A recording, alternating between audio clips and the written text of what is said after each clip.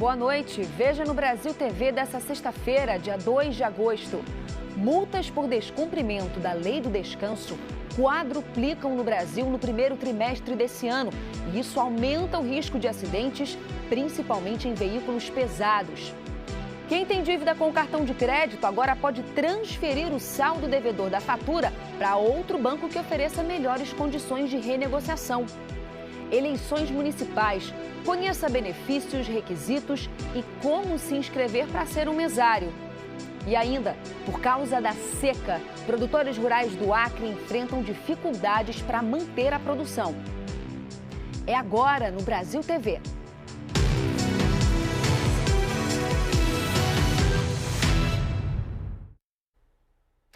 No Brasil, as multas por descumprimento da lei do descanso quadruplicaram no primeiro trimestre desse ano, se comparado com o mesmo período do ano passado.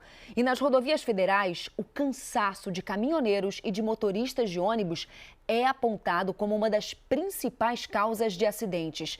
No Sergipe, por exemplo, é um dos estados em que o número de multas mais cresceu, 6 vezes mais nesse ano. O caminhoneiro Ediclã de Aracaju costuma circular pelo Nordeste.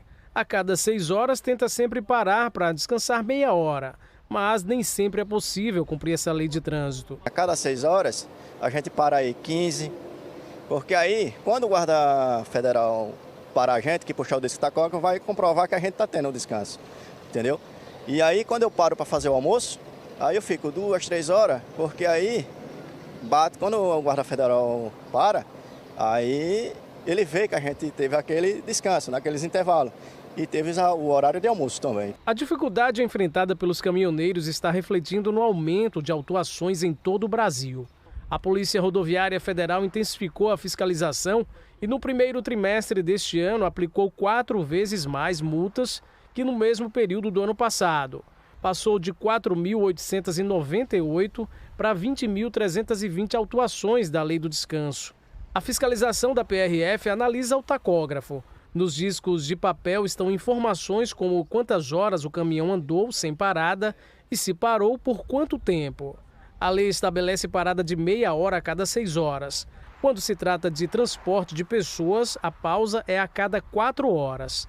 A intensificação do foco da PRF no cumprimento da lei do descanso se deu após o número de mortes em acidentes envolvendo caminhões dobrar no ano passado em relação a 2022 no Brasil. E a gente entende, claro, que a pressão é muito grande em cima do profissional. Mas na hora do acidente, o acidente não escolhe. Quando acontece, alguém se machuca gravemente e a outra ponta, que às vezes impõe essa jornada extensiva de trabalho, acaba tirando a responsabilidade. Em Sergipe, o número de autuações da lei do descanso foi 6 vezes maior no primeiro semestre deste ano em relação ao primeiro semestre do ano passado. Este ano foram 633 autuações. No primeiro semestre do ano passado, 106, proporção maior também em relação aos números do Brasil. Para caminhoneiros, o aumento no número de acidentes com veículos pesados no país também está ligado a outras causas. O uso de substância, bebida, essas coisas, né? Isso aí influencia muito nos acidentes, né? O cara está apressado, o carga que está atrasada, tudo uma série de coisas, né? Então, não tem assim o cara corre demais, tem toda aquela série de coisas que a estrada faz acontecer, estrada ruim, tudo faz o acidente. As eleições municipais estão chegando e já tem alguns profissionais na expectativa. Hoje a gente vai conhecer os benefícios, os requisitos e como se inscrever para ser um mesário. O que para muitos pode parecer uma obrigação a ser cumprida no dia da eleição, para a Alana significa muito mais. Em 2022, ela se tornou a primeira pessoa deficiente visual a trabalhar como mesária no Ceará. Eu fiquei no meio, entre os 2 mesários, aí o eleitor chegava, mostrava o documento, o colega do lado já me passava o nome, eu já ia procurando o nome ali no caderno digital, né? E ali eu já ia editando o título de eleitor para o presidente, no caso, já ir liberando a urna para o eleitor votar. O marido dela, José Roberto, também deficiente visual, acompanhou de perto a superação da esposa para fazer parte da história democrática do nosso país. Esse ano será a sua vez de contribuir como mesário de uma eleição pela primeira vez. Se ela fez e deu certo, eu já sei mais ou menos o que eu preciso trilhar para chegar no dia e dar a minha colaboração. São quase 7 milhões de eleitores que estão aptos para votar na eleição que vai ser realizada aqui no Ceará neste ano de 2024. E para o bom funcionamento do pleito, cerca de 118 mil mesários estão prontos para trabalhar. Além de contribuir para o sistema democrático, o cidadão que trabalhar como mesário tem direito a 2 dias de folga sem perda do salário, além do auxílio alimentação por turno trabalhado no dia da eleição, no valor de R$ 60. Outro benefício é o critério de desempate em alguns concursos públicos. O Tribunal Regional Eleitoral, porém, explica que alguns critérios precisam ser cumpridos para quem quer trabalhar na função. Primeiramente, o eleitor regular e apenas os eleitores a partir de 18 anos. Ele não pode ser parente de qualquer candidato ou qualquer membro de diretório de partido político até o 2º grau. Há um impedimento que a pessoa detentora de cargo do executivo municipal ou estadual, ela também não pode ser mesária. Também não pode ser mesário aquele que tem algum parente já na mesa. Se você quer saber mais detalhes, basta acessar o site que aparece aqui na sua tela. Uma pesquisa mostrou que as mulheres negras são a maior força de trabalho no Distrito Federal e que muitas delas chefiam as famílias. A advogada, a Josefina, é dona do próprio escritório no setor comercial sul, mas a trajetória dela começou longe daqui. Eu sou quilombola da Baixada Maranhense. Eu passei mais de 16 trabalhando como doméstica, fui cuidar de uma pessoa de 15, mas fazia tudo. Consegui passar para terminar minha faculdade de Direito. Demorei porque eu não tinha dinheiro para pagar, só fazia 2 matérias, mas mesmo assim eu não desisti. Eu falava assim, eu não desisto de nada que eu quero. A educação abriu caminhos e a determinação levou a advogada a lugares que ela nem imaginava. Já fui secretária de Estado, a primeira secretária de Igualdade Racial do Distrito Federal, da capital do meu país, fui eu. Presidente da Comissão de Igualdade Racial da OAB-DF, que foi um boom, eu. Não é superação, porque superar, você não supera as dores. É determinação. Como a Josefina, as mulheres negras são a maior parte da força de trabalho do DF. Elas representam 34,7% da população economicamente ativa. É o que mostra o boletim Mulheres Negras, divulgado pelo Instituto de Pesquisa e Estatística do DF, junto com o DIEESE. A pesquisa revela que cresceu o percentual de mulheres negras que trabalham mais de 44 horas por semana. Elas também são a principal fonte de renda de muitos lares. 33,8% das trabalhadoras negras desempenham papel de chefe de família. Como a Márcia, que veio do Rio de Janeiro para ocupar um cargo aqui na esplanada dos ministérios. Eu entendo que a dificuldade de acesso, de ter que ser esteio da família, sustento da família, o arrimo de família, faz com que as mulheres ou desistam da sua trajetória ou não consiga acessar. As mulheres negras são maioria na força de trabalho e, por isso, elas também sofrem mais com desemprego. Entre os desempregados do DF, as mulheres negras são 35%, mais que o dobro da média para a população geral. E para transformar esse cenário, a chave está na educação, como aconteceu na família da Adriana. O fato da minha avó, que nasceu em 1912, né, não tinha estudo, e naquela época era uma coisa muito mais difícil, mas a minha avó, ela sempre prezou pela educação. Hoje a Adriana tem um cargo de direção numa escola particular da Asa Sul, com a missão de promover a inclusão e a diversidade. Eu acho que o que transforma, o que nos faz mudar a nossa caminhada, né, é justamente a educação, a instrução e o conhecimento. Tem nova regra para quem se enrolou com cartão de crédito. Agora é possível transferir a dívida para uma instituição financeira que oferecer a maior vantagem. Boa parte dos pagamentos no comércio e serviços é feita com cartão. Entre débito e crédito, a segunda opção acaba sendo a mais usada. A cobrança vem na fatura do próximo mês. Mas se o consumidor não se controlar e atrasar o pagamento, a dívida vira uma bola de neve. É o caso da Marilza. Com os parcelamentos do cartão dos últimos 3 anos, acumulou uma dívida de R$5.000. Eu me separei e a minha vida mudou, deu um looping, né? E eu me encontrei na situação de ser responsável pela despesa da casa sozinha. Moro com uma filha que ainda não trabalha, então isso me gerou todo um custo que eu não tinha, né? De acordo com a Confederação Nacional do Comércio, são cerca de 13 milhões de famílias endividadas em todo o Brasil. 90% delas por conta do cartão de crédito. Foi para ajudar pessoas como a Marilza que o Banco Central e o Conselho Monetário Nacional criaram a portabilidade dessa dívida, que agora pode ser levada de uma instituição financeira para outra. Ou seja, o consumidor vai poder negociar com condições mais vantajosas. Mas cuidados devem ser tomados para não fazer negócio pior. O consumidor ele pode ser levado a crer que ele vai ter uma condição melhor de pagamento apenas porque os juros são menores. Só que ele tem que prestar atenção se ele não vai ter também prazos que não interessem, se ele não vai ter outro tipo de taxa administrativa para pagar e se ele não vai ter custos embutidos. Então, o consumidor ele tem de analisar as propostas das diversas instituições financeiras de uma maneira bem detalhada, bem cuidadosa. Pode ser uma oportunidade para encaixar a parcela da negociação no planejamento mensal da Marilza. Na planilha de custos, a prioridade dos gastos tem cores diferentes. Prioridade é condomínio, internet, que a gente não vive mais sem internet, né? As despesas da casa, comida, as despesas que influenciam na minha filha, né? Que ela é minha prioridade.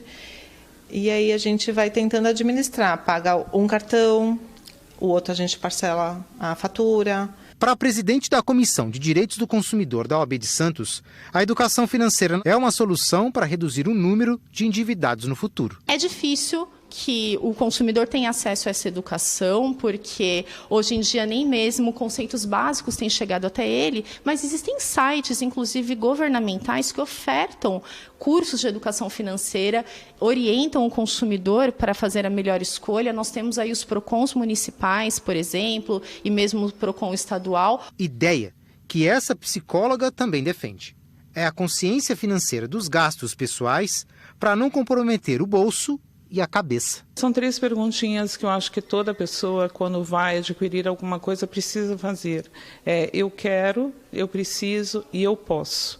Eu acho que são 3 questões que devem ser colocadas todas as vezes que você vai adquirir algo, para de fato você comprar apenas o que você necessita, não o supérfluo, que muitas vezes é o que te coloca nesse endividamento. E a questão financeira é algo que a gente aprende em casa e que deveria também ser ensinado em todos os colégios, porque é uma forma de ensinar esse cidadão a lidar com o seu dinheiro, com a sua questão financeira.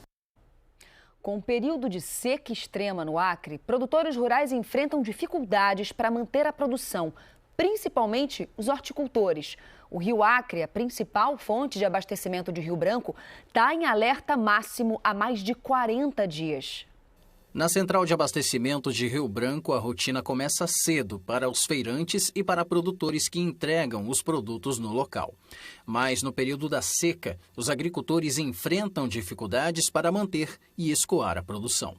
Uma das maiores dificuldades enfrentadas pelos produtores rurais está na questão da irrigação. Com açudes e rios em níveis cada vez mais baixos por conta da seca, fica mais difícil para os produtores captarem água para irrigar plantações de legumes, frutas e verduras.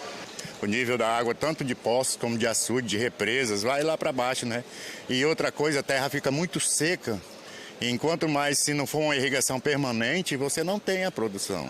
A Ligiane é de Acrelândia, onde produz mandioca para fazer goma. Ela conta que precisa coletar a água em barris para poder irrigar a produção e tirar a raiz. Tudo é esforço físico, né? Tudo é complicado. Então, a seca, a gente já sabe das nossas regiões, né? Uma época muita água, uma época sem água, né? Só que esse ano tem sido um ano muito complicado, principalmente para a gente do Ceasa. Já no mercado Elias Mansur, produtores da zona rural de Rio Branco e de municípios próximos levam os produtos para serem vendidos na feira. E a senhora já enfrentou algum prejuízo, alguma perda na sua produção em relação a essa falta d'água? Com certeza, muita perda, porque assim, ó, meus mamãos eu já perdi praticamente mais da metade, estão morrendo tudo, falta d'água. Outra, as bananas também eu estou tendo uma perda muito grande. Na couve, na cebola, na pimenta, tudo isso a gente está tendo perda, bastante mesmo. Em Rondônia, fumaça de queimadas está encobrindo o céu de Porto Velho. Isso fez com que a capital apresentasse o pior índice de poluição do ar em todo o país. O André Felipe tem os detalhes. A cidade de Porto Velho amanheceu encoberta pela fumaça nesta sexta-feira. De acordo com uma empresa suíça que monitora a qualidade do ar em diversos países, a capital rondoniense apresentou o pior índice de poluição do Brasil. Isso foi tema de discussão entre o Sensipan, Sistema de Proteção da Amazônia, e outros órgãos de todas as esferas, federal, estadual e municipal. Eles discutiram o que pode ser feito para amenizar os efeitos da qualidade do ar, que é considerada péssima aqui em Rondônia e prejudicial à saúde. Toda essa fumaça que estacionou na cidade de Porto Velho está vindo do sudoeste do Amazonas, porque por lá o índice de queimadas está alto. André Felipe, para o Brasil TV. A seguir, instituições de ensino de Pernambuco começam a se adaptar às mudanças do novo ensino médio. Veja também, aeroportos regionais do Rio Grande do Sul ganham voos por causa do fechamento do aeroporto Salgado Filho em Porto Alegre. É daqui a pouquinho.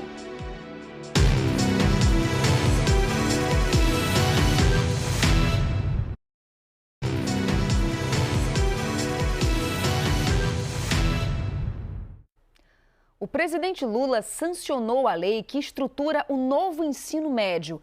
Em Pernambuco, as instituições de ensino começaram a se adaptar às mudanças que afetam principalmente as disciplinas oferecidas e a carga horária do ensino técnico. Quantas incertezas viajam pela mente de um estudante? Escolhas para uma vida inteira. E a pressão de um vestibular que se aproxima. Todos esses pensamentos acompanham o dia a dia de Esther, de 14 anos. Ela está no 9º ano do ensino fundamental e quer cursar medicina. Mas sabe que pode mudar a escolha daqui a um tempo. Por isso, acha precipitado escolher disciplinas específicas para o ano que vem, quando entrar no ensino médio. Porque imagina, eu querer exatas agora, mas amanhã não. Eu querer humanas.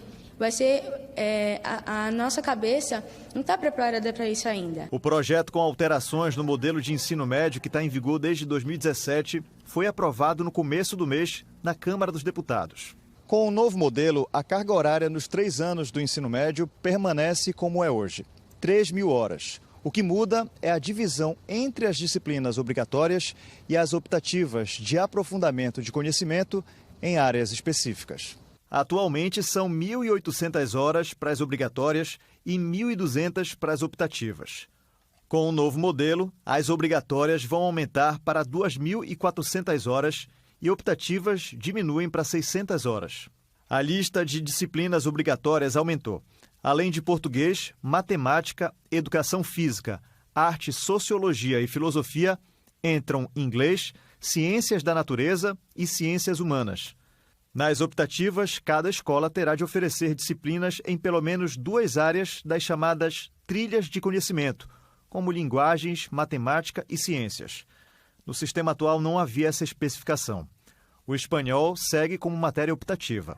O texto restringe o ensino à distância e só autoriza a modalidade de forma excepcional e temporária. O critério deverá ser estabelecido pelos estados.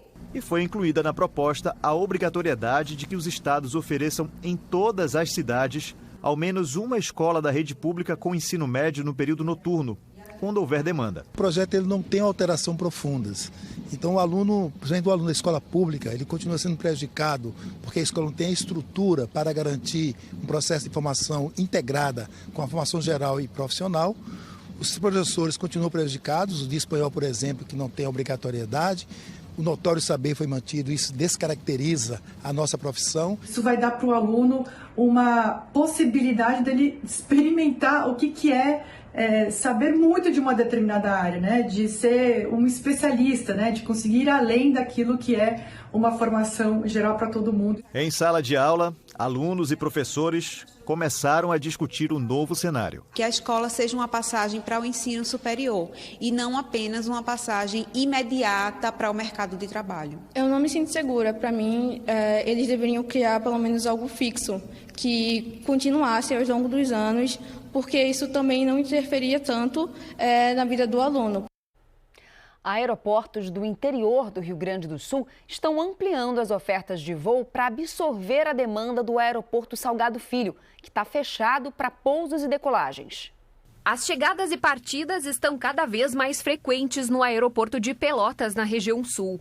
As aeronaves saem cheias de passageiros, um reflexo da demanda reprimida pelo fechamento do aeroporto Salgado Filho, em Porto Alegre. O que a gente está percebendo ao longo do mês de julho, que teve alguma operação também em junho, e agora de agosto até outubro, é que a ocupação das aeronaves está muito boa. E a gente sabe que a demanda ela é um fator decisivo para a manutenção do voo aqui no aeroporto. A grande procura por viagens aéreas a partir do aeroporto de Pelotas fez com que o número de voos fosse ampliado. A partir desse mês, Pelotas passará de 6 para 15 voos semanais para São Paulo.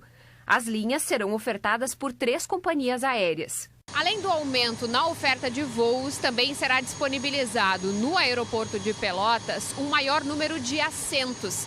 Serão 4.200 assentos por semana.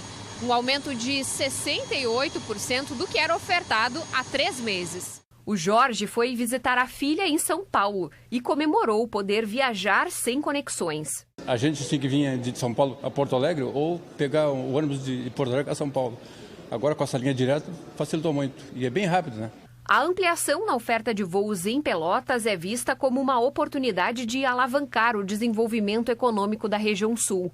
Lideranças agora buscam aumentar a oferta diretamente a Curitiba, no Paraná. Nós temos muita ligação com o Paraná, Porto de Rio Grande, com o Porto de Paranaguá, com outros portos ali de Santa Catarina e Paraná.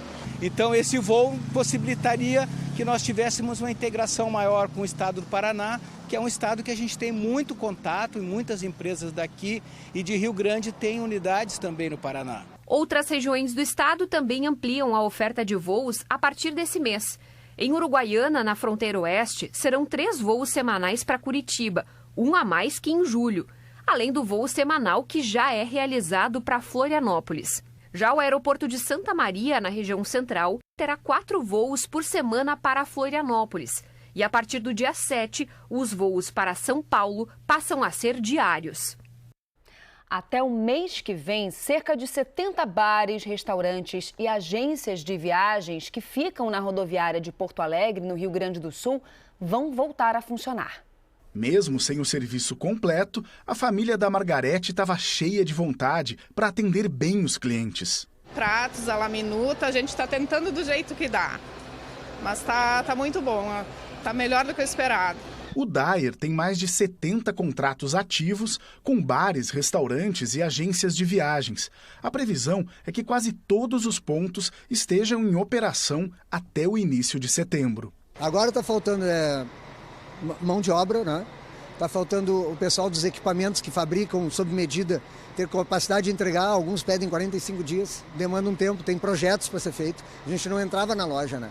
Nesta retomada, a rodoviária também vai receber recursos do governo do estado. O investimento na estação rodoviária chega quase a 15 milhões de reais. São 14,7 milhões. Na infraestrutura, reforma de sanitário, vai haver pintura, troca de piso e com certeza isso traz, com isso, geração de emprego, direto e indireto. Só aqui na estação rodoviária são mais de 600 empregos. Na segunda-feira, mais 3 operações devem ser reativadas. Douglas faz os últimos ajustes na lanchonete que o pai abriu há 40 anos. A gente teve bastante ajuda aí, né? O governo também nos auxiliou na questão dos funcionários. A gente conseguiu manter o quadro, né? Não demitimos ninguém. Conseguimos recuperar a loja aqui como um todo, né? E ansiosos para retomar, né? O Brasil TV fica por aqui. Outras notícias no Jornal Nacional às 8h30 da noite, hora de Brasília. Uma ótima noite para você, um excelente fim de semana. Tchau, tchau.